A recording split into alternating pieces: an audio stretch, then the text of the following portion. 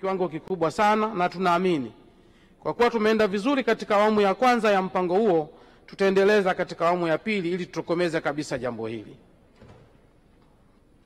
Mheshimiwa Mwita Mwikwabe Waitara, swali la nyongeza. Mheshimiwa Spika, nashukuru Spika, ili upambane na wahalifu inabidi wewe usio sehemu ya wahalifu. Sasa ili Watanzania na hasa bunge tupigane vita ya usagaji na ushoga. Je, serikali ipo tayari kuweka masharti hapo na mashine hapo nje? Wabunge wote wanapoingia humu ndani wapimwe kwanza, tujue kama kuna usagaji na kama kuna mashoga, ili tupambane na ushoga nchi hii.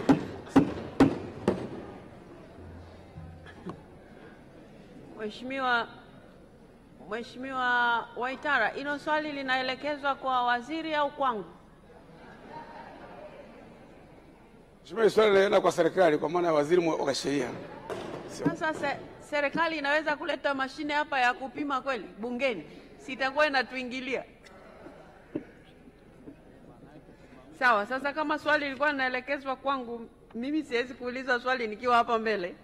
Kwa hiyo Mheshimiwa Waziri, pia hilo swali kwa kuwa halikuhusu wewe, kwa hiyo hilo sitakupa nafasi ya kulijibu. Mheshimiwa Angelina Malembeka, swali la nyongeza. Asante sana Mheshimiwa Spika kwa kunipa nafasi ya kuuliza swali la nyongeza.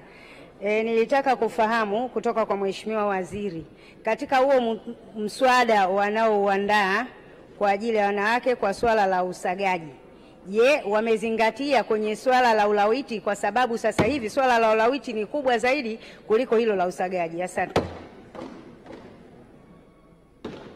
Waziri, majibu. Mheshimiwa Spika, sheria ya makosa ya jinai sura ya 16 ilifanyiwa mabadiliko makubwa mwaka 1998 kupitia sheria namba 4 ya mwaka 1998, ambapo makosa mengi ya kujamiiana yaliingizwa mle, ikiwemo kosa la ulawiti. Hili kosa tunalolisema hapa ni kosa ambalo halikuingizwa katika mabadiliko ya mwaka 1998, ndio maana tunapendekeza liingizwe sasa. Hivyo basi swala la ulawiti tayari liko kwenye sheria zetu kwa hivi sasa. Kinachotakiwa ni elimu na utekelezaji wa sheria iliyopo.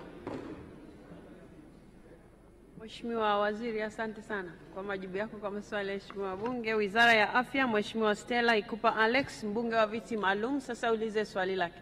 Swali la mbunge linauliza, je, upi mkakati wa serikali wa kutoa dawa bure kwa wagonjwa wa akili?